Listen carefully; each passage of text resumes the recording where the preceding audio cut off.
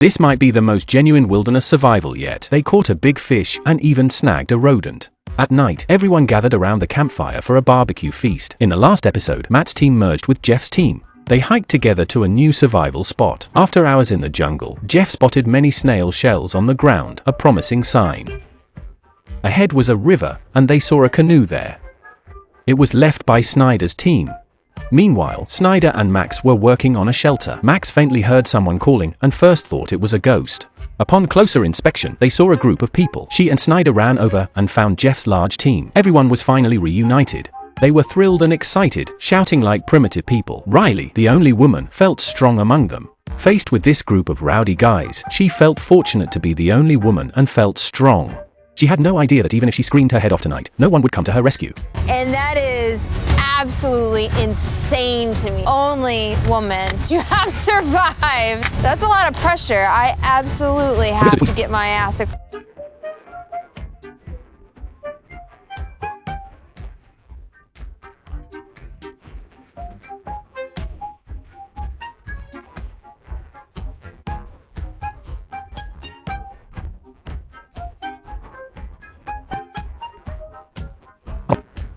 Snyder guided them to the shelter spot. They named this shelter a Wildman's Nest. Jeff was ecstatic to see Snyder again. They teamed up in the first season and once caught a giant eel together. They sat together, swapping stories and agreeing that everyone who lasted this long was tough and would get a big prize after 60 days. They were already fantasizing about how to spend the prize money. With 10 days left, they needed to build a bigger shelter. Dark clouds began to gather in the sky, indicating a possible heavy rain. They had to quickly improve the shelter. After planning, they began building the shelter. More hands made the work easier. Some collected wood, while others chopped down trees. They needed to gather as much wood as possible. The shelter was small, and some might have to sleep outside tonight. Wood became their source of warmth. As night fell, their shelter was just a frame. 3 people slept inside, while the others rested outside. It started to drizzle, but they chose to camp outside, showing how tough they were, not fearing the cold. They couldn't sleep at night, and even when it rained lightly, they still lay on the ground. On the 52nd day, they barely slept last night, tormented by wind and drizzle. Today, they planned to improve the shelter. With so many people, building 2 shelters was no problem. They began chopping trees. They crossed the river to gather palm leaves. Everyone knew their tasks and worked diligently. Building the shelter was tough, but hunger wasn't a problem. The main challenge was the rain and cold. Even with many hands, building the shelter was tough. They constructed a wooden frame. Then they covered it with palm leaves to block the rain. With such tight time, they could only build a rainproof shelter. If it could block the wind, it would be warm. Soon, they built a shelter for 4 or 5 people. Seeing so many people working, Snyder was very excited. They lit a big fire inside the shelter, and Steven sat inside. Everyone felt a lot warmer. They kept the fire blazing, and smoke billowed from the shelter's roof. The night was dark and windy. They rested under the wood, with a long fire pit. Everyone lay around the fire. If they had some roasted meat, it would feel like a New Year's celebration. Matt was next to Jeff, whose snoring was very loud. The snoring was so loud that it was impossible to sleep. On the 53rd day, the weather was great. They slept comfortably last night. The shelter problem was solved. Now they needed to focus on getting food. The condition for staying here was they must gather enough food. The evacuation point is still 11 kilometers away, and they'll need to travel by water to get there. This means they have to come up with a plan. They've been hungry for days, so getting food this week is crucial. They started exploring by the river. Steven set up a trap there, but it was obvious it wouldn't work. This isn't a path that animals use. He's dreaming if he thinks something will just wander by. He didn't even put any bait. You'd be better off drinking the northwest wind. It's more useful. Maybe he just set a random trap to snag the crew's props. Matt's hunting in the jungle with a bow and arrow. He finds some fresh, appetizing droppings. Damn it. I bet Matt made those droppings while hunting. He marks the trail with his knife to avoid getting lost. Riley set up bait by the river and began fishing, hoping for a good catch. Jeff and Snyder teamed up to hunt. He loves to shout and yell, but out of respect for the team and to avoid disturbing their hunting, he tries to stay as quiet as possible. Jeff spots some bear droppings on the ground, and the 2 of them crouch down to examine it. If the cameraman wasn't there, they might have tasted it. Snyder sniffed the droppings and was sure they were fresh. If Gary were here, he might have just grabbed it and eaten it. Suddenly, they heard an animal nearby. Our pufferfish had appeared. Jeff teamed up with Snyder to corner the pufferfish, hoping for a feast. Snyder aimed his bow and shot. But it looked like he missed, and the pufferfish got tangled in the thicket. Jeff and Snyder decided to keep watch on it all day. They tried to flush it out and take another shot, but the thicket was too dense for bow hunting. Jeff was thrashing the bushes on the other side. Snyder kept his bow ready, and they worked together, but the fish got away. The cameraman noticed, but stayed silent. This is real wilderness survival. The hunt failed, leaving Jeff very disappointed. The team's dinner plans are shot. Riley and Max are setting up alligator lines. Seriously, are they thinking of catching alligators now? Everyone is working very hard to get food. They took a canoe to look for alligators. Max and Riley have previously attempted a 40-day survival challenge. Unfortunately, they failed. This time, they want to seize the opportunity. The two of them went to an open water area, planning to set up an alligator trap there. I have no idea where they found a catfish head. The bait's too high, they won't catch anything. It's now day 54. They are extremely hungry. With only 6 days left, they really want to have a barbecue before going home. Everyone's worn out from hunger, but with the end in sight, they don't mind as much. Steven checked the traps. But the traps were empty. They're too difficult to work without bait. It's a waste of time. It's more productive to fish or dig for yellow mountain roots. Matt and Snyder grabbed their bows and discussed where to hunt. Snyder spotted fresh signs of deer activity on the ground, indicating they were close by. Matt has always wanted to hunt a deer. He lay in a tree, observing and waiting. This kind of ambush hunting is very time-consuming. Ryan started exploring by the river. He found an animal's nest here, with many branches around it and lots of holes in the ground.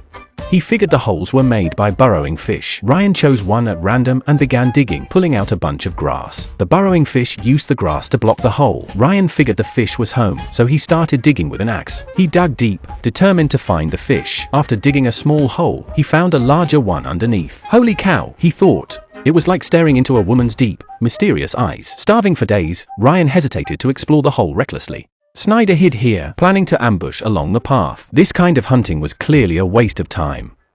To prevent his teammates from thinking he was slacking off, he kept his bow ready to hunt at any moment.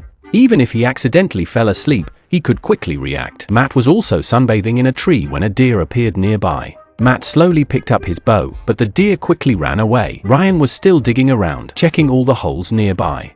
But he came up empty-handed, not wanting to return with nothing. Snyder, who had waited a long time, felt hopeless. He figured it was best to head back and warm up. Ryan lay on the ground, convinced the fish were partying underground. Matt gave up too. He chose to head back and warm up. Ryan, still fixated on the hole, wasted energy without catching any fish. There were too many holes around, and he ended up wasting his energy. As Matt headed back, he heard a burrowing fish. Here we go again, he thought. Matt saw the pufferfish. He approached with his bow and arrow, aimed, and shot. He actually hit it. Matt's archery skills are truly impressive. He nailed the show's prop pufferfish, which is a huge win for today. So much meat. It's plenty for a hearty meal. Matt brought the pufferfish back, and everyone got excited.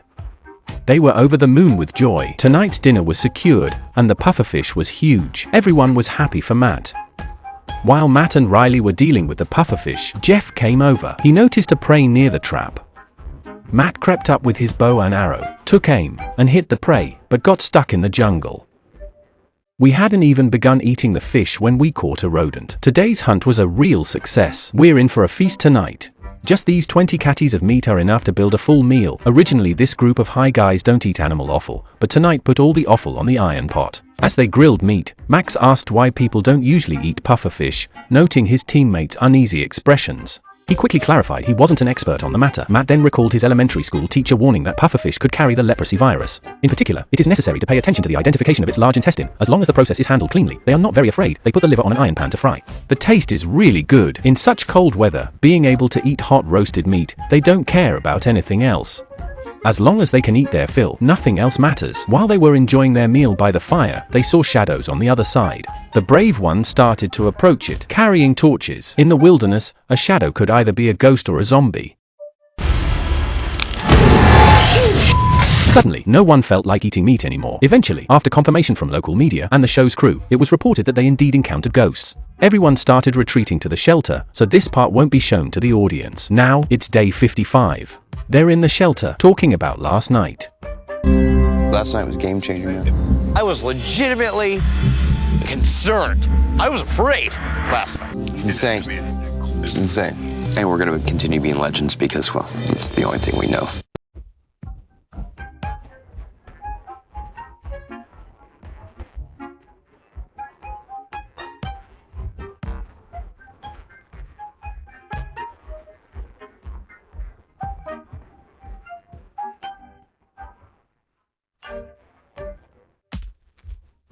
It was better to fish by the shore. Jeff also started hunting here, setting up some traps. After enjoying grilled meat yesterday, I assumed they'd take it easy until the end. Surprisingly, they're still very motivated today. Snyder prepared a spear, just in case they encountered a wild boar. Steven held a piece of bait, placing it in the trap. He really wanted to contribute to the team. Always being a bystander was quite awkward. He set up a huge network of traps, hundreds of them. If they still couldn't catch anything with all those traps, then the show would be to blame for being unfair. Riley and Max used a canoe to check the crocodile traps. The canoe was very well made, making me want to paddle it too. Max really hoped to catch a crocodile, but the bait they set didn't attract any. After the big barbecue yesterday, Riley felt hungry again today. They had been working hard to hunt these past 2 days. Because of the cold weather, many animals had started hibernating. Riley hoped for a good catch tomorrow. It's now the 56th day. Jeff checks the traps early in the morning. He found a pile of dung on the ground, claiming it was from a wild boar and very close to his trap. He hopes to catch a wild boar. Jeff set up 7 traps here and checks each one. He discovers one trap has been heavily damaged by a wild boar, and the bait has been eaten. There are pig hairs all around. Holding the hairs, he feels both excited and disappointed. They might have caught a wild boar last night, but it escaped. The broken branches nearby show how fiercely the boar struggled, even breaking nearby trees. The prize slipped away. He has to reset the traps here.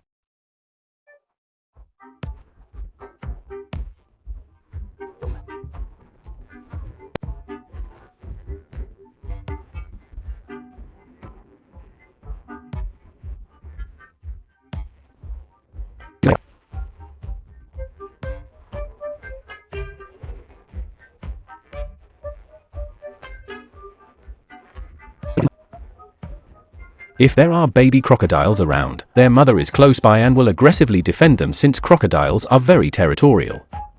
Maybe Ryan setting up crocodile traps here is a good idea. If we can catch a crocodile before we leave, that would be an epic barbecue feast. Ryan scaled a tree to place the crocodile trap. That's pretty high up. Max and Riley are both fishing by the shore, hoping to catch some catfish for dinner. Everyone is hoping for a big meal now. Nobody wants to count on Elton alone to pull through. As we near the end, my hunger grows. Luckily, Max caught a catfish, but the catfish was tiny. It's definitely not enough for this group of hungry teachers. Jeff snagged a fish here too. He snagged a big catfish. We never eat the fish heads. They caught 2 catfish today. Look at Ryan's stance. I bet he just came from a film set. Although we caught 2 fish, dividing amongst 7 people, it's still not quite enough. At most, each person gets a bite and it's gone. On the 57th day, Ryan checks the crocodile traps early in the morning. He searches the shore for small crocodiles since catching a big one seems impossible. Even a small fish would be enough. The bait on the trap shows no signs of activity. While climbing a tree to adjust the bait, he spots a small crocodile underwater. If he had a bow and arrow, he might be able to hunt it. Ryan considers jumping down to catch the crocodile, a very risky move given the height and the cold weather. If he fails, it would be a big loss. He shakes the bait from the tree to lure the crocodile, but it fails. He opts for plan B instead. Unfortunately, the crocodile is a bit too far, and he watches it swim away. This old sea dog is really cautious. Today, almost everyone is lying in the shelter. With only 3 days left, they probably don't want to exert much effort. Even though they're very hungry, they seem happy. Since they'll get $100,000 when they return, they just drink water to curb their hunger. Why not gather some wild vegetables? On the 58th day, they wake up early, unable to sleep. Matt plans to go hunting. At dawn, they come out to drink water. These guys are really dedicated, getting up at 4 a.m. to hunt. Snyder also heads out early to hunt. Everyone is very hungry and eagerly hopes to catch something for a barbecue feast. Snyder wants to contribute to the team. He examines some fresh droppings on the ground, indicating wild boars are nearby. The footprints are also fresh. Sure enough, Snyder spots a wild boar, but the area is full of thorns. Matt has been hunting since 4 a.m. and it's now 10 a.m. He's been out for 6 hours and also spots a wild boar. He slowly approaches with his bow and arrow. Unfortunately, he fails to catch it. Wild boars are everywhere, leaving him very disappointed. By 5 p.m., Snyder has been out all day and chooses to stay, hoping the wild boar will reappear, not even returning at night. He plans to stake out here tonight. Another tough guy, still working hard to get food despite only 2 days left. He hears animal footsteps nearby, but it's so dark. How can he hunt? The footsteps continue around him. He knows it's back. I don't want to keep everyone up at night, so I'll skip this part. It's now the 59th day, and tomorrow is the day of departure. Today, they plan to build a raft. The raft is their only means of leaving. They already have a dugout canoe. They need to build a 5-person raft. Everyone starts planning the construction. After planning, they begin chopping down trees. Building the raft requires a lot of wood. Fortunately, there are plenty of trees here. One by one, the trees fall. They build the raft very quickly. All they need to do is tie the logs together using paracord. With many hands, the work goes quickly. Some gather wood while others build the raft. The 60-day survival challenge is nearly over. No one is interested in a barbecue feast now. They just want to go home and enjoy burgers and fried chicken with their winnings. In less than half a day, the raft is built. Ryan, out exploring, spots a pufferfish. He runs over and grabs its tail. But it slips into a hole. He quickly calls for help, and they rush over with axes, starting to dig at the hole. Before leaving, they manage to catch the pufferfish. It's like a New Year's celebration. They pull it out, thrilled. Who would have guessed they'd get a meal before leaving? Tonight's barbecue will be their happiest feast yet. They might not even need to sleep after their meal. They could stay up all night until dawn, then head home to claim their prize. After eating, they feel great. The fire in the shelter is blazing. Tonight might be their happiest night. It's now the 60th day, the day of departure. They rise early, paddles already made. After putting out the fire, they head to the extraction point. Regardless of the cold, they remain undeterred and excited about going home. They consult the map. The extraction point is 11 kilometers away, even farther by water. They pack up and head out. Before departing, they clean their feet. After enduring hunger for over 40 days, they can finally head home. They launch the raft. These guys are having a great time. Their jersey-made helmet looks cool. Skate shoes would make them even more stylish. They sail very slowly. It's not that they aren't eager to go back, but the show needs to fill time. Walking would be faster than their pace. Even though it's slow, after 60 days, a few more hours don't matter. They reach open water, where the wind is strong and there are many crocodiles.